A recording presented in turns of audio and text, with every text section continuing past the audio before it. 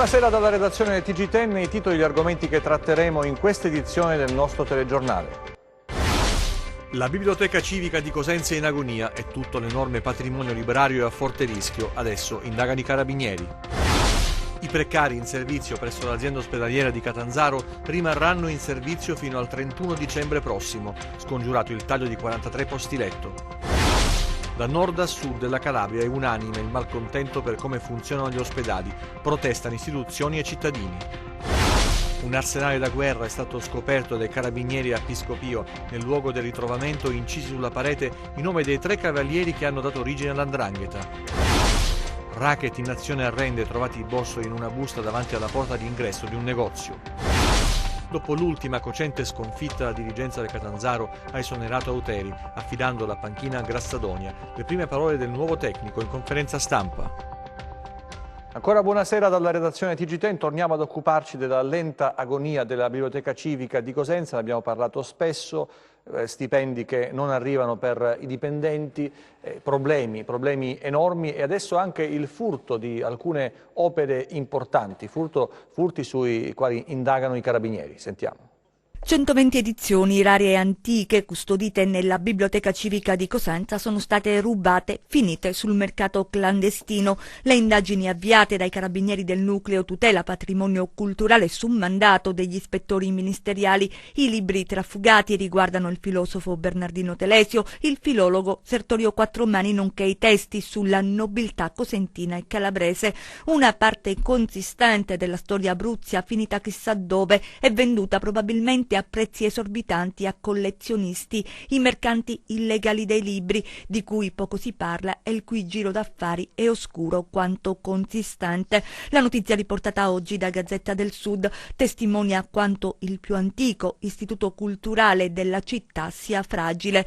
Solo 4 dipendenti per un patrimonio librario che ha bisogno di essere valorizzato, tutelato e ben conservato, 4 lavoratori che non vengono regolarmente pagati e il cui futuro è avvolto nelle nebbie. Sono lì come sentinelle del passato quasi dimenticate. La biblioteca civica continua ad essere meta di turisti, ma i volumi custoditi, come rilevato dalle verifiche effettuate dalla Soprintendenza Archivistica Regionale, sarebbero in precarie condizioni. È tempo che i partners pubblici e privati responsabili della civica decidano di intervenire e redigere un piano di rilancio di una struttura in agonia. Se non si interviene tempestivamente, Cosenza rischia di perdere parte fondamentale della sua memoria, una città senza radici e una città senza futuro. E a Cosenza continua a tenere banco la vicenda del dissesto del comune. Sentiamo.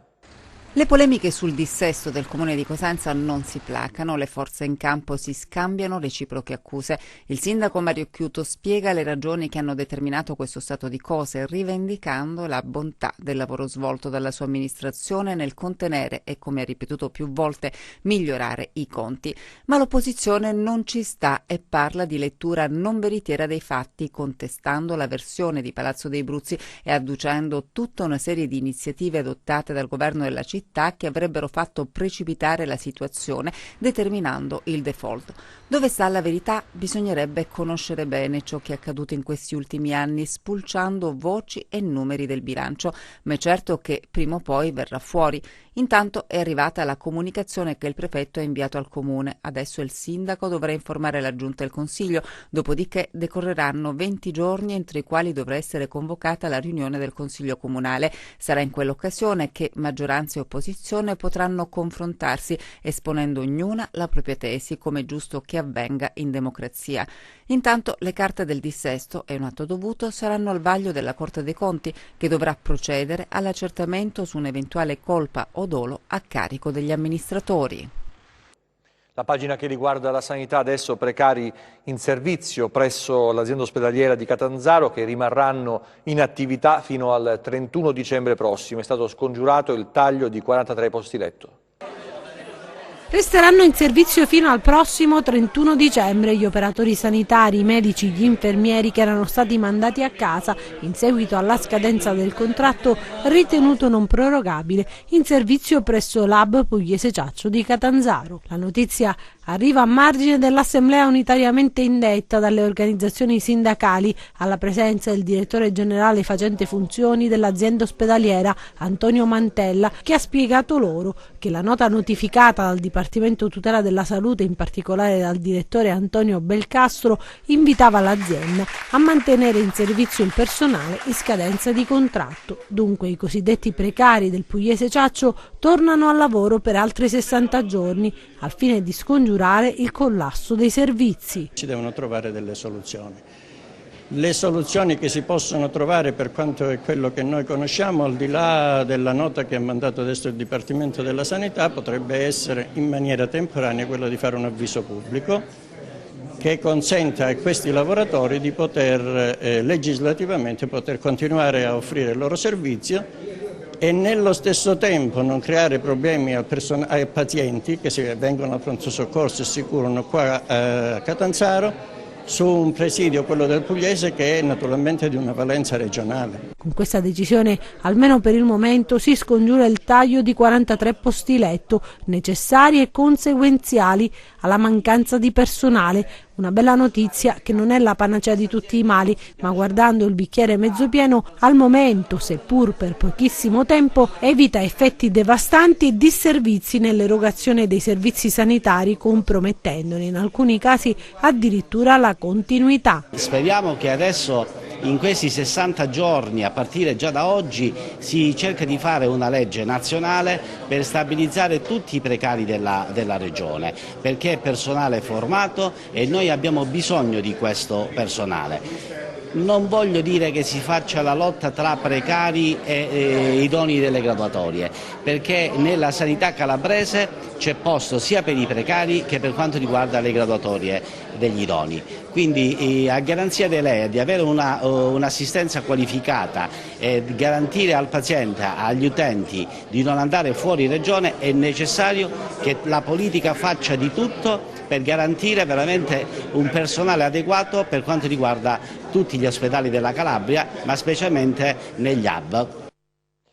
E a proposito di ospedali, da nord a sud della regione è unanime il malcontento per come funzionano i nosocomi della nostra regione. Protestano sia le istituzioni che i cittadini. Ogni giorno ci sono notizie che riguardano la sanità per la serie non c'è pace. Da ogni parte della Calabria si leva forte e possente l'urlo delle lamentele. A Corigliano Rossano, dopo l'incontro con Cotticelli, i sindacati tornano a far sentire la loro voce in merito alla situazione in cui versa l'ospedale Spock della città. Troppe cose non funzionano e poi la decisione di chiudere pediatria e ginecologia è insopportabile. Così il sindaco Flavio Stasi ha deciso di convocare l'ennesima conferenza dei sindaci per fare il punto della situazione. Stesso discorso per Trebisacce, anche qui le proteste non mancano e il sindaco prepara l'offensiva. Dallo Ionio al Tirreno e precisamente a Cetraro, dove c'è stata la visita degli ispettori per il punto nascita. Il reparto è ancora chiuso, ma dal comune sono certi che si tratti di un provvedimento che presto sarà rivisto. Qui c'è anche da risolvere la grana del primario di ginecologia dopo la rinuncia del designato. Il reparto risulta chiuso nelle ore notturne. L'elenco è lungo e comprende anche gli ospedali di Castrovillari, Paola e Acri. Le problematiche sono più o meno identiche, così come le lamentele dei cittadini.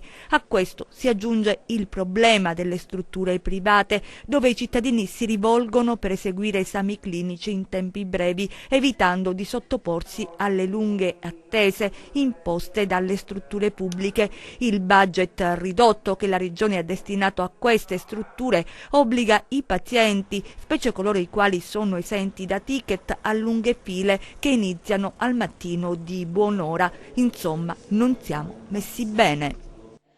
Sempre per la sanità e sempre per un appello che riguarda gli ospedali, mancano gli anestesisti e l'ospedale di Polistena rischia lo stop. Il sindaco Tripodi scrive al ministro e dice: è indispensabile garantire la funzionalità. Mancano gli anestesisti e l'ospedale di Polistena, nel Regino, rischia il blocco. Lo denuncia il sindaco Michele Tripodi, che ha scritto al ministro della Salute Roberto Speranza, al commissario al piano di rientro Saverio Cotticelli, alla commissione prefettizia che dirige l'azienda sanitaria di Reggio Calabria e al prefetto di Reggio Massimo Mariani per segnalare l'emergenza. Per legge, scrive Tripodi, il reparto in questione dovrebbe contare 18 medici rispetto agli attuali posti letto, invece ce ne sono solo 6, perché dei 10 effettivamente assegnati, 4 hanno limitazioni dovute a malattia o altri impedimenti.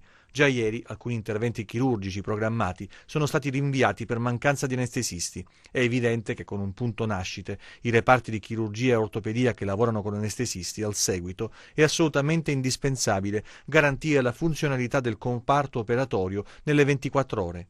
A tutto questo si aggiunge la carenza di organico ormai cronica che investe tutti gli altri reparti dell'ospedale. Il piano del fabbisogno conta 35 posti di dirigente medico mancanti, 45 di infermieri, 25 di OS, oltre 100 unità di personale mancanti, dunque, che dovrebbero essere assunte al più presto, ma di cui non si sente né si vede traccia. Avvertiamo la sensazione, dice il sindaco Tripodi, che i problemi che da anni ormai andiamo segnalando siano lasciati passare in secondo piano. Facciamo appello al Ministro affinché intervenga e venga presto sul posto, chiedendo al contempo un intervento rapido e risolutore del commissario Cotticelli e della commissione prefettizia che gestisce l'ASP per scongiurare il blocco del comparto operatorio dell'ospedale di Polistena.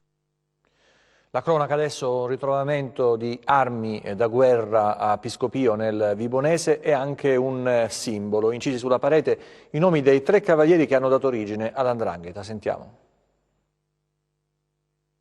Minofrio, Mismizzu e Misgarro. Si racconta che invocando i nomi di questi 3 fantomatici cavalieri si forma la società di Sgarro e sempre invocando il loro nome si passa alle votazioni per passaggio di grado, quindi si taglia la testa ad un santino di San Michele Arcangelo e la si brucia, così da utilizzare la cenere per il battesimo e la consacrazione asgarrista. Forte è stata la sorpresa dei carabinieri nel ritrovarsi questi 3 nomi sul muro di un'abitazione a Piscopio, la popolosa frazione di Vibo Valentia ben nota purtroppo alle pagine di cronaca. Impegnati in alcuni servizi straordinari di controllo del territorio predisposti dal comandante provinciale dei Carabinieri dopo la sparatoria di qualche settimana fa che è costata la vita al 21enne Salvatore Battaglia, i militari del nucleo investigativo della compagnia di Vibo Valentia, insieme ai falchi dello squadrone eliportato cacciatori calabri ed una squadra di artificieri dei Carabinieri di Reggio Calabria, proprio qui hanno scoperto un vero e proprio arsenale da guerra. Il bilancio dell'attività, che ha portato anche all'arresto di un disoccupato già noto alle forze dell'ordine mentre altre 2 persone sono state deferite a piede libero, è notevole. Un fucile d'assalto A47 Kalashnikov, 6 fucili di vari modelli di cui 2 a pompa ed 1 a canne mozze, una mitragliatrice calibro 9, una pistola semiautomatica, un giubbotto antiproiettile, un passamontagna, 3 caricatori per pistola, oltre 800 cartucce di vario calibro, quasi 80 apparecchi di innesco, polvere da sparo e ancora un centinaio di grammi di marijuana, per la maggior parte suddivise in dosi, già imbustate singolarmente, pronte per essere spacciate. Come se non bastasse, nelle vicinanze dell'abitazione i carabinieri hanno rinvenuto un altro mini arsenale con 2 pistole, una calibro 40 Smith & Wesson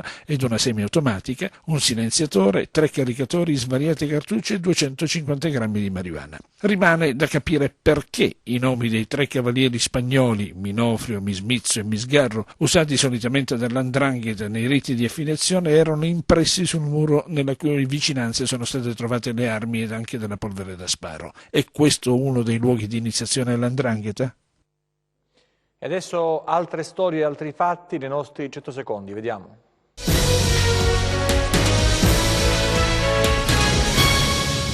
Racket in azione a Rende, ignoti hanno depositato davanti alla porta di un negozio di abbigliamento una busta contenente 3 proiettili. La scoperta è stata fatta questa mattina dai dipendenti che hanno immediatamente chiamato i carabinieri. I militari hanno requisito il materiale e hanno acquisito le immagini del sistema di videosorveglianza. Un carico di circa 26.000 litri di gasolio di contrabbando destinato al mercato nero è stato scoperto e sequestrato dagli uomini della Guardia di Finanza di Montegiordano, che hanno anche arrestato 2 cittadini polacchi. Il mezzo su cui viaggiavano, un grosso autoarticolato proveniente dall'est europeo e diretto in Sicilia, è stato fermato da una pattuglia nella zona di Roseto Capospulico, nel Cosentino. È ricoverato in gravi condizioni nell'ospedale di Catanzaro, dove è stato trasportato d'urgenza con l'elisoccorso un 58enne di Acquaro caduto da un albero mentre raccoglieva olive. Il fatto è accaduto questa mattina. Sul posto, per il rilievo e le indagini finalizzate ad appurare l'esatta dinamica dell'incidente, i carabinieri della locale stazione della compagnia di Serra San Bruno. Una piantagione di marijuana composta da più di 200 piante è stata scoperta a San Luca dai carabinieri di Bianco con la collaborazione dei cacciatori di Vibo. Gli arbusti erano alti tra 1,5 metri e 2,5 metri. Le piante sono state estirpate e distrutte sul posto, così come disposto dalla Procura di Locri. Indagini in corso per individuare i responsabili. Sono arrivate questa mattina le lettere di licenziamento per i 52 lavoratori del Carrefour Market di Crotone. L'imprenditore, tramite una mail certificata trasmessa ai sindacati, aveva annunciato che la chiusura dell'attività commerciale era avvenuta per inventario, con i lavoratori in ferie seppure forzate, e che il punto vendita sarebbe stato riaperto ma con una riduzione del personale. Nella raccomandata arrivata stamattina invece si parla chiaramente di chiusura del supermercato e di avvio della procedura di licenziamento collettivo, un cambio di rotta che non convince i sindacati, che annunciano battaglia. Un argomento molto più dolce adesso, la festa del cioccolato presentata questa mattina, questa edizione 2019. A Cosenza dal 24 al 27 ottobre ritorna la festa del cioccolato, giunta quest'anno alla 17ª edizione. Siamo quasi maggiorenni, siamo alla 17ª edizione e finalmente dopo 17 anni si giunge a un accordo quinquennale con il Comune di Cosenza per i prossimi svolgimenti della festa, che ci tranquillizza in maniera maggiore, e quindi maggiore sarà l'impegno e gli investimenti che metteremo su per una buona riuscita delle future edizioni. Per noi l'elemento di importanza maggiore è l'imprenditore che si mette in gioco, l'imprenditore che ogni anno ha una sfida di portare qualcosa di buono in più. Quest'anno avremo degli show cooking dedicati di tanti professionisti, non solo calabresi ma anche italiani. Dobbiamo ringraziare la CIA perché quest'anno per la prima volta metterà a disposizione i suoi agri chef per delle ricette legate al territorio che si sposano con il cioccolato. L'occasion privilegiata sarà sempre l'isola pedonale di Corso Mazzini, che ospiterà oltre 50 espositori provenienti da tutta Italia. Saranno tante le suggestioni e le sorprese che i visitatori troveranno nel corso delle giornate, tante anche le novità in programma, tra cui il coinvolgimento delle scuole e una importante iniziativa sociale. Quest'anno insieme alla CNA e alla Publiepa abbiamo voluto dare uno spazio importante all'aspetto solidale. Infatti gli altri siamo noi e l'Associazione Nazionale Persone Down, che ci seguono ormai da anni, avranno degli stand direttamente inglobati nella festa del cioccolato. Questo perché vogliamo fare insieme a loro un progetto di autonomia lavorativa che proseguirà anche fino al Natale, perché abbiamo deciso di organizzare dei corsi e dei laboratori proprio di cioccolati e di dolci tipici insieme alla Maccheroni Chef Academy. In questo modo vogliamo permettere ai ragazzi di fargli assaporare anche il mondo lavorativo e renderli autonomi. Servono 200.000 euro per permettere ad Alessio, un giovane che è affetto da una grave sindrome, di sottoporsi a un intervento a New York. A Corigliano Rossano sono stati organizzati degli eventi per aiutare la famiglia a raggiungere questa cifra così importante. Vediamo in prossimo servizio uno di questi eventi. Sì, abbiamo fatto questa iniziativa qui a Corigliano Rossano per questo ragazzo Alessio di 20 anni che ha questa sindrome di Arnold-Chiari 1, che è una rara malattia purtroppo, e quindi i genitori stanno chiedendo aiuto a tutti quanti per fare questo intervento che deve fare a New York, e dal 21 novembre dovranno partire tutti quanti insieme per questo intervento. L'intervento costa 200.000 euro, incluso tutte le spese di volo e anche di pernottamento, e quindi dovrò andare lì perché l'unico ospedale che può fare questo intervento è proprio a New York. Cagnati sta aiutando moltissimo la famiglia, infatti in tutti i negozi, in tutti i supermercati ci sono delle raccolte che fanno, anche qui a Rossano ce ne sono alcuni negozi che fanno queste raccolte per Alessio. Alessio l'ho visto crescere quando era piccolissimo, conosco la famiglia, con i miei genitori sono molto amici, e anche essendo un operatore sociosanitario mi occupo di aiutare le persone bisognose. Al via domani, mercoledì 23 ottobre alle 17, presso l'University Club dell'Università della Calabria, un congresso internazionale italo-giapponese sul tema nuove terapie per il dolore, dalla ricerca di base alla traslazione e riabilitazione, che si concluderà poi venerdì 25 ottobre. Ai nostri microfoni Damiana Scuteri, ricercatrice dell'Unical. La dottoressa Damiana Scuteri all'Università della Calabria, un convegno internazionale sulla terapia del dolore. Esperti da tutto il mondo, perché si è scelto Arcavacata di Renda? Sì, perché questo convegno è un importante momento di rendicontazione dell'attività di ricerca svolta tra farmacologi principalmente provenienti dall'Università della Calabria e anche dalle università giapponesi, diverse università giapponesi, perché nel corso di questa ultradecennale collaborazione sono state svolte diverse ricerche orientate, fra le varie cose, a trovare la migliore terapia del dolore nei pazienti affetti da demenza. A che punto è la ricerca?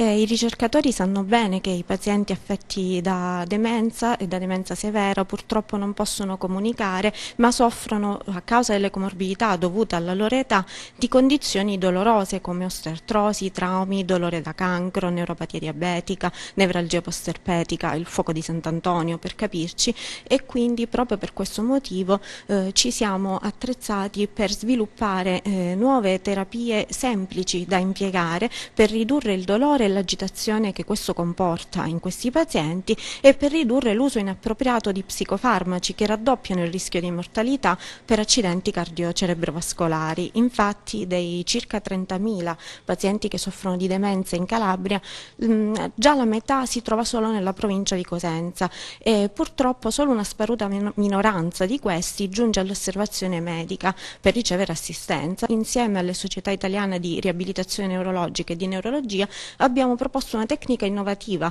di misurazione e valutazione del dolore in questi pazienti, che è attualmente al vaglio del Centro Nazionale per l'Eccellenza Clinica dell'Istituto Superiore di Sanità e, se sarà approvata, rappresenterà la prima linea guida in Italia per il dolore, che consentirà ai medici di trattare e di misurare il dolore in questi pazienti che non sono in grado, purtroppo non riescono a comunicarlo, e ai ricercatori di studiare finalmente i farmaci, l'efficacia e la sicurezza dei farmaci in questi pazienti, in questa popolazione fragile.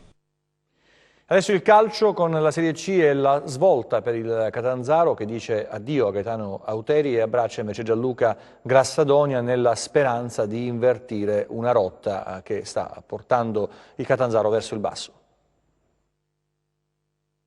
Ha diretto il primo allenamento mister Grassadonia dopo l'annuncio in conferenza del presidente Noto. Il tecnico, chiamato a risollevare le sorti del Catanzaro dopo gli ultimi deludenti risultati, ha le idee chiare e sa che serve uno scatto d'orgoglio. Chiederò a tutti, senza fare distinzioni, qualcosa in più. Ripeto, la squadra deve solamente ritrovare autostima, serenità, perché poi è una squadra che sa giocare al calcio, organizzata, e quindi dobbiamo fare un lavoro importante. Il campionato è un campionato lungo, ma bisogna ripartire. Alle porte la sfida con un'altra nobile decaduta, il Bari. Sarà un impegno difficile, ma è fiducioso sulle qualità del gruppo che si appresta a guidare. Sarà una gara bella da giocare, quello che ho detto ai ragazzi, partita migliore forse non poteva capitare. Affrontiamo un'altra buona squadra e sono convinto che sarà una partita aperta a qualsiasi risultato. Abbiamo grande rispetto, ma allo stesso tempo tutte le caratteristiche e le qualità per giocarci la partita, e cercheremo di fare la nostra gara. Ha subito risposto sì alla richiesta del club e dice: il campionato è ancora lungo, c'è tempo per poter recuperare il terreno perduto. È una piazza che mi ha voluto, che mi ha cercato, e io altrettanto sono convinto di essere arrivato in una piazza esigente, una società importante, e quindi sono veramente contento di essere qui a Catanzaro. Domani scenderanno in campo anche le altre formazioni calabresi. Il Rendi ospiterà la Sicula Leonzio, la Regina il Picerno e la Vibonese affronterà in trasferta la Paganese. Mi aspetto di dare continuità sotto il profilo del gioco, della prestazione, poi vediamo quello che succede. Sappiamo di incontrare una grande squadra che è in grande salute, ha fatto 19 gol fino adesso, quindi in casa un altro ruolino di marcia, e comunque verosimile che nella loro gestione di queste partite sono stati veramente bravi. E adesso il meteo con le previsioni per le prossime ore, vediamo.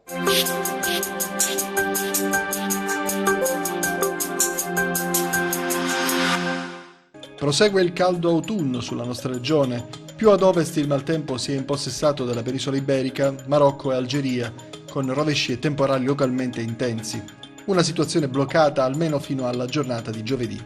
Domani cielo sereno ovunque con locali velature di passaggio lungo i versanti tirrenici. Temperature stazionarie. Passiamo a mari e venti. Domani Tirreno poco mosso, con ventilazione debole, tendente a moderata, da scirocco sui settori centro-meridionali. Lo Ionio sarà quasi calmo il settore cosentino, poco mosso nei rimanenti settori, con ventilazione debole dai quadranti orientali.